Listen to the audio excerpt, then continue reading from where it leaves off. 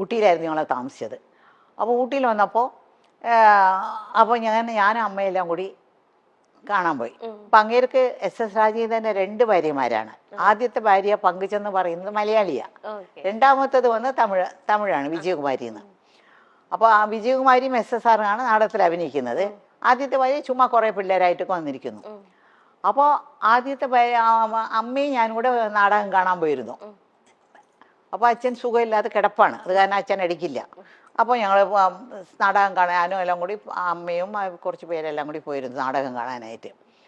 അപ്പോൾ നാടകത്തിൻ്റെ ഇടയ്ക്ക് വന്ന് ഇൻ്റർവ്യൂലൊക്കെ വിടില്ലേ, അപ്പോൾ അമ്മയും ഞാനും കൂടി പുറകെ ആ മേക്കപ്പ് റൂമൊക്കെ ഉള്ള സ്ഥലത്ത് അവിടെ എന്നെ കൊണ്ടുപോയി.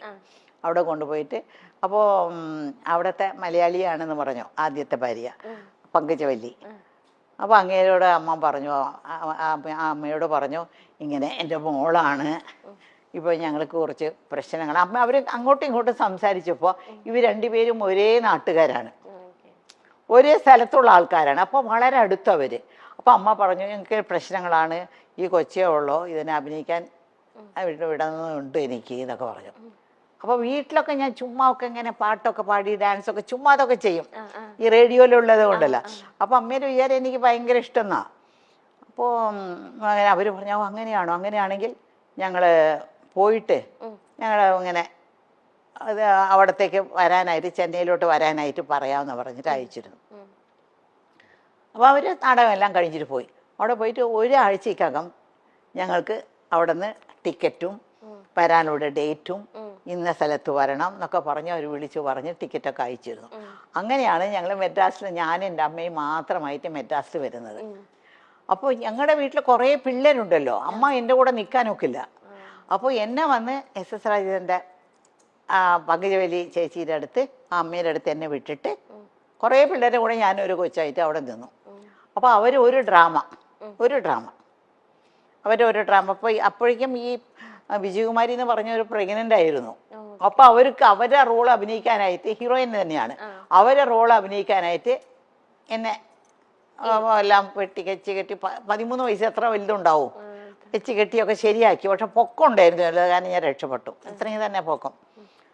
അപ്പോൾ അങ്ങനെ നാടകത്തിൽ അഭിനയിച്ചു. റിഹേഴ്സലൊക്കെ കഴിഞ്ഞ് അവർ വീട്ടിൽ തന്നെ റിഹേഴ്സലൊക്കെ കഴിഞ്ഞ് അവർ ഒരു നാടകം, ഫസ്റ്റ് ഡ്രാമ. ഈ ഡ്രാമ കാണാനായിട്ട് MGRും അന്നത്തെ വലിയ ഡയറക്ടർ, ഇന്ന് മണിരത്നം എന്നൊക്കെ പറയുന്നില്ല, അന്നത്തെ വലിയ ഡയറക്ടറാണ് രാമണ്ണ എന്ന് പറയുന്ന ഒരാൾ, അങ്ങേരും കൂടിയെല്ലാം അവരാണ് പ്രസിദ്ധി നാടകത്തിന് വന്നിട്ട് ഇങ്ങനെ ഇരുന്ന് നാടകം കണ്ടപ്പോൾ MGRും അവരും പറഞ്ഞു, കോഴിപ്പെണ്ണ് കൊള്ളാമല്ലോ, നമ്മുടെ പടത്തിൽ ഒരു ക്യാരക്ടർ ഉണ്ടല്ലോ അതിന് ഇങ്ങനെ കൂടെ അഭിനയിക്കാനായിട്ട്, പൊക്കമുള്ളത് കാരണം നമുക്ക് ശരിയാക്കാമെന്ന് പറഞ്ഞു.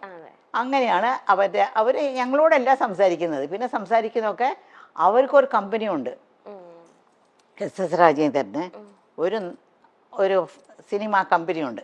ആ കമ്പനി ആ മാനേജറോടാണ് സംസാരിക്കുന്നത്. അപ്പോൾ അവിടെ സംസാരിച്ചപ്പോൾ എനിക്ക് 3 വർഷത്തിൻ്റെ കോൺട്രാക്റ്റ് കിട്ടും. 3 വർഷം പുറത്തുള്ള പടങ്ങളിലൊന്നും അഭിനയിക്കാൻ പാടില്ല, അവർ പറയുന്ന പടങ്ങളിലേ അഭിനയിക്കാൻ പാടുള്ളൂ. അങ്ങനെ അഭിനയിച്ചാലും പകുതി പണം അവർക്ക് കൊടുക്കണം പുറത്തുനിന്ന്. അപ്പൊ അവര് മുഖാന്തരം പോയത് കാരണം എനിക്ക് ഫസ്റ്റ് മൂവി തന്നെ 6000 റുപ്പീസ് ആ കാലത്ത് കിട്ടി. 6000 റുപ്പീസ് എന്നൊക്കെ പറഞ്ഞാൽ ഇന്നത്തെ വലിയൊരു തുകയാണ്. ഞാൻ തനിച്ചാ പോയെങ്കിൽ 600 രൂപ പോലും കിട്ടില്ലായിരുന്നു.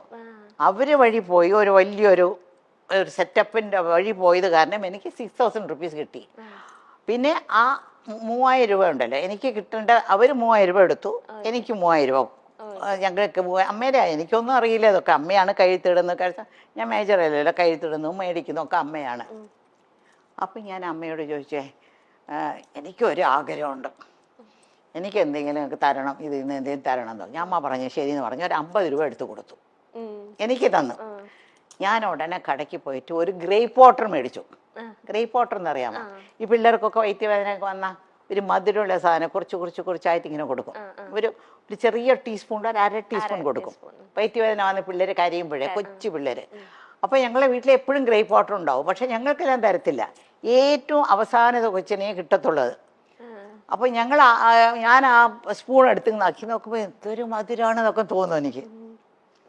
ആദ്യമായിട്ട് എൻ്റെ കാശിൽ ഞാൻ മേടിച്ച ഒരു ഗ്രേപ്പ് വാട്ടർ ബോട്ടിലായിരുന്നു. എന്നിട്ട് ഇത്രയും വലിയൊരു ബോട്ടിൽ 50 രൂപയ്ക്ക് കിട്ടി.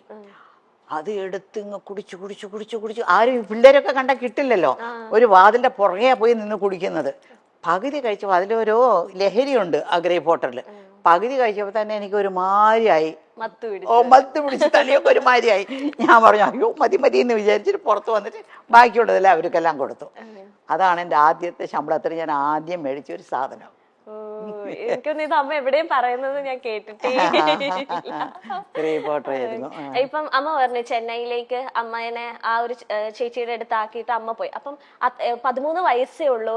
അപ്പം അമ്മയ്ക്ക് ഇങ്ങനെ ഒറ്റപ്പെടൽ ഇങ്ങനെ അനുഭവിച്ചോ? ഒരു പുതിയ സ്ഥലം ഒറ്റപ്പെടൽ അനുഭവിച്ചില്ല. കാരണം ഞാൻ പോയി താമസിക്കുന്നത് പങ്കുചക്കാരെ വീട്ടില്. അവിടെ അവർക്കും കുറേ പിള്ളേരുണ്ട്. ഇന്ന് വരയ്ക്കും അവരൊക്കെ എൻ്റെ ഭയങ്കര ക്ലോസ് ആണ് അവരെല്ലാം. അവർ 4 ആമക്കളും ഒരു പെണ്ണും. പിന്നെ അവരുടെ ഫാമിലിയിൽ ഒരു ചാക്ക് അരി എന്ന് പറഞ്ഞാൽ അന്നൊക്കെ 100 കിലോ ആണ്. ആ ഒരു ചാക്ക് അരിയാണ് അവർ വീട്ടിൽ ദിവസം ഉണ്ടാക്കുന്നത്. അത്രയും പേര് അവരുടെ വീട്ടിലൊന്ന് ഊണ് കഴിക്കും. ആര് വന്നാലും പോയാലും അവർ വീട്ടിലും ഉണ്ടാവും. MGR പറഞ്ഞ് കേട്ടിട്ടില്ല, MGRന്റെ വീട്ടിൽ ആര് പോയാലും ഊണ് കഴിച്ചിട്ടേ വിടുള്ളൂ. അതുപോലെ SS രാജേന്ദ്രന്റെ വീട്ടിൽ ആര് പോയാലും അവർ ഊണ് കഴിച്ചിട്ടേ പോകാവൂ. ഒരു ചാക്കരി. അപ്പൊ എത്ര പേരുണ്ടാവണം. അത് കാരണം ഒറ്റപ്പെടലേ ഇല്ല എനിക്ക്.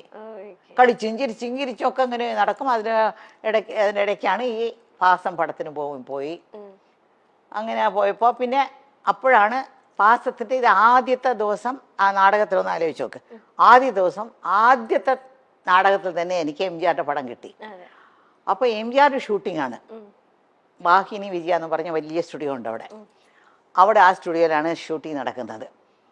അപ്പോൾ ഷൂട്ടിംഗ് നടക്കുമ്പോൾ ഞാൻ ആദ്യത്തെ ഷൂട്ടിംഗ് തന്നെ ഞാൻ വന്ന് വിളമ്പും, ചോറിങ്ങനെ വിളമ്പും.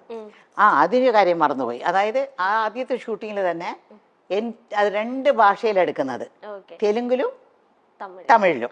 ഇപ്പോൾ ഒക്കെ ഒരു പടം ഇപ്പോൾ മണിച്ചിത്രത്താഴ് എടുത്തുകൂടെ നല്ലതുപോലെ ഓടിയ പിന്നെയാണ് അവിടെ മുത്തു എന്ന് പറഞ്ഞെടുത്തത്. അത് വേറെ ദിവസം നല്ല ഓടിയ. അത് അന്നത്തെ അങ്ങനെയല്ല. NTR എന്ന് പറഞ്ഞാൽ അവിടുത്തെ ഏറ്റവും വലിയ തെലുങ്കിലെ ഹീറോ ആണ്. MGR ഇവിടെ തമിഴ്നാട്ടിലെ വലിയ ഹീറോ ആണ്. NTRന്റെ പേരായിട്ട് ശാരദ, നമ്മുടെ ശാരദയല്ലേ, ആ ശാരദയും ഞാൻ MGRന്റെ പേരായിട്ട്. ഇപ്പോൾ ആദ്യം ഒരു ഷോട്ട് ഞാൻ അഭിനയിച്ച് പോയിട്ട് കഴിഞ്ഞ പിന്നെ ഞാനും MGR വന്നിരിക്കും. ആ ലൈറ്റപ്പ് ഇങ്ങനെ 2 പേരും ആ ലൈറ്റപ്പിൽ തന്നെ അവർ 2 പേരും അഭിനയിക്കും. വേറെ ലൈറ്റപ്പോ വേറെ ദിവസമോ വേറെ സെറ്റല്ല, ആ സെയിം സെറ്റ് സെയിം ലൈറ്റപ്പിൽ ഓരോ ഷോട്ട് അങ്ങനെയാണ് എടുത്തുകൊണ്ടിരുന്നത്. എൻ്റെ ആദ്യത്തെ ഷോട്ട് എന്ന് വെച്ചാൽ MGRക്ക് ഞാൻ ചോറിങ്ങനെ വിളമ്പി ഉണ്ണ അങ്ങേരെ ഒരു ചോറെടുത്ത് എൻ്റെ വായിൽ ഇങ്ങനെ വെച്ച് കൊടുക്കും. ഫസ്റ്റ് ഷോട്ട് അതാണ്. എൻ്റെ ജീവിതത്തിലെ ആദ്യത്തെ ഷോട്ടാണത്. അപ്പോൾ അത് അടുത്ത സെറ്റിൽ ഭാസ്കര മാസ്റ്റർ ഭാഗ്യജാതകം ഒരു പടം തുടങ്ങി. അപ്പോൾ സത്യ സാറും ഉണ്ട് അവിടെ. അപ്പോൾ ഭാസ്കര മാസ്റ്റർ സത്യ സാർ അടുത്ത സെറ്റിൽ ഒരു മലയാളി പെണ്ണ് അഭിനയിക്കുന്നുണ്ടെന്ന് പറഞ്ഞു. അത് തമിഴ് വരാതെ ഒരുപാട് പാടുപെടുന്നുണ്ട്. പക്ഷെ അങ്ങനെ പഠിപ്പിച്ചാണ് എടുത്തുകൊണ്ടിരിക്കുന്നത്. ആദ്യത്തെ ദിവസം അവർ 2 പേരും എൻ്റെ ഷൂട്ടിങ് കാണാൻ വന്നിട്ട് അവർക്ക് ഇഷ്ടപ്പെട്ടിട്ട് അവിടെ തന്നെ അമ്മയുണ്ടല്ലോ അവിടെ സംസാരിക്കാൻ, അമ്മയോട് സംസാരിച്ചിട്ട് ഇവിടെ ഒരു 5-6 ദിവസം ഷൂട്ടിംഗ് ഉണ്ടായിരുന്നു. ആ ഷൂട്ടിംഗ് കഴിഞ്ഞുകൊണ്ട് നേരെ ഞാൻ ബാക്കി ജാതകം അഭിനയിക്കാൻ വന്നു. ഇത് ആദ്യം തുടങ്ങിയാലും റിലീസായത് ആദ്യം ബാക്കി ജാതകമായിരുന്നു. ആക്ട് ചെയ്തത് തമിഴാണെങ്കിലും അതായിരുന്നു. പിന്നെ ഇപ്പത്തെ പോലത്തെ വെച്ചിട്ടുണ്ടെങ്കിൽ ഇപ്പൊന്ന് വെച്ചാൽ പക്ക ഷീറ്റ് ഇട്ട് ഇത്ര ദിവസം ഒരു പടം അല്ലെങ്കിൽ എല്ലാം ഓർഗനൈസിങ് ആദ്യം തന്നെ വിസിറ്റ് ചെയ്യും പ്ലേസ് എവിടെയൊക്കെ ഷൂട്ട് ചെയ്യേണ്ടത്. അമ്മയുടെ ഒക്കെ കാലത്തെന്ന് വെച്ചിട്ടുണ്ടെങ്കിൽ ഒരു ബിൽഡിങ് അല്ലെങ്കിൽ ഒരു സ്പേസ് എടുത്തിട്ട് 3 ഫ്ലോർസ് അത് 3 വീടായിട്ട് സെറ്റ് ചെയ്യുക. അപ്പൊ ഒരു ഫ്ലോറിൽ നിന്ന് അടുത്ത ഫ്ലോറിലേക്ക് പോകുന്നത് അടുത്ത പടമാണ്. ആ ഫ്ലോറിലല്ല, ഈ സ്റ്റുഡിയോ അടുത്ത സ്റ്റുഡിയോ അല്ല, ഈ ഫ്ലോറിൽ നിന്ന് വേറെ ഫ്ലോർ, അവിടെ നടന്ന് കുറച്ച് അങ്ങോട്ട് പോകണം. ഒരു AVM സ്റ്റുഡിയോ എന്ന് പറഞ്ഞാൽ 40 ഏക്കറിലാണ് AVM സ്റ്റുഡിയോ ഉള്ളത്. മനസ്സിലായോ? അപ്പോൾ ആ AVM സ്റ്റുഡിയോയിൽ ഒരു 10-30 സെറ്റുകളുണ്ട് അവിടെ, ഫ്ലോറുകളുണ്ട്. അപ്പോൾ ഈ ഫ്ലോറിൽ നിന്ന് നടന്ന് ഇപ്പോൾ നിങ്ങളുടെ ഇവിടെ നിന്ന് ഇറങ്ങിയില്ലേ, അടുത്ത ഫ്ലോറിലേക്ക് പോകണം. അവിടെയാണ് തെലുങ്ക്, തമിഴ്, കന്നഡം, ഹിന്ദി എല്ലാ പടങ്ങളുടെ ഷൂട്ടിങ്ങിന് മാറി എല്ലാവരും മാറി എടുക്കും. അത് എങ്ങനെ അമ്മയ്ക്ക് അത് പറ്റുന്നു? ഞാൻ അമ്മ പറയുമ്പോ അത് ഭയങ്കര അത്ഭുതത്തോടെ, കാരണം ഒരു ക്യാരക്ടർ അല്ലല്ലോ അടുത്ത പടത്തിൽ, അത് വേറെ കോസ്റ്റ്യൂം ഇട്ടിട്ട് അതെങ്ങനെ ഉൾക്കൊള്ളാൻ പറ്റുന്നത്? പെട്ടെന്ന് കുറച്ചു നാളായപ്പോ നമുക്ക് അങ്ങ് പരിചയമായി. എനിക്ക് അതൊരു വലിയ ഒരു പാടായിട്ടൊന്നും തോന്നിയിട്ടില്ല, കഷ്ടമായിട്ടൊന്നും തോന്നിയിട്ടില്ല. അങ്ങനെ കാലത്ത് അന്നൊക്കെ ഞങ്ങളുടെ അടുത്ത് കോൾ ഷീറ്റ് മേടിക്കുന്നത് ഇപ്പൊക്കെ ഒരു പടത്തിനാണ് കോൾ ഷീറ്റ്. 40 ദിവസം കോൾ ഷീറ്റ് കൊടുത്താൽ ആ പടം തീർക്കാം. പക്ഷെ അങ്ങനെയല്ല, അവിടെ എല്ലാം ചെന്നൈയിലും അടുത്തടുത്തടുത്ത് സ്റ്റുഡിയോ ആയതുകൊണ്ട് ഒരു പടത്തിന് ദിവസവും 7 to 1, അതായത് ഈ കാലത്ത് 7 മണി മുതൽ 1 മണി വരെയും കോൾ ഷീറ്റ് കൊടുക്കും. കോൾ ഷീറ്റ് കൊടുത്താൽ ആ ഒരു 10-15 ദിവസം കൊണ്ട് ആ പടം തീർക്കും. അല്ലെങ്കിൽ അടുത്ത മാസം ഷെഡ്യൂൾ കൊടുക്കും. അത് കഴിഞ്ഞാൽ പിന്നെ ഉച്ചയ്ക്ക് 2 to 9 എന്നുണ്ട്, 2 മണി മുതൽ 9 മണി വരെയും ഷൂട്ടിംഗ് ഉണ്ട്. അങ്ങനെ ഒരു പടത്തിന് കൊടുക്കും. അതൊരു 10-15-20 ദിവസം കൊടുക്കും. പിന്നെ രാത്രി 10 to 2 എന്ന് പറഞ്ഞൊരു ഷൂട്ടിംഗ് ഉണ്ട്, 10 to 2. അത് വരയ്ക്കും. ചില തീർക്കാൻ പോകുന്ന പടങ്ങളുണ്ട്, അപ്പോൾ 10 to 5 വർക്ക് ചെയ്യും. അപ്പോൾ ഇത് മൂന്നും കഴിഞ്ഞിട്ട് ഞാൻ മേക്കപ്പ് റൂമിൽ പോയി ഇങ്ങനെ പല്ലൊക്കെ തേച്ചിട്ട് വേറെ കോസ്റ്റ്യൂമൊക്കെ ഇട്ടിട്ടാണ് പോകുന്നത്. അടുത്ത ഇത് തന്നെ പിറ്റേ ദിവസം 7 to 1 പോകുന്നത്.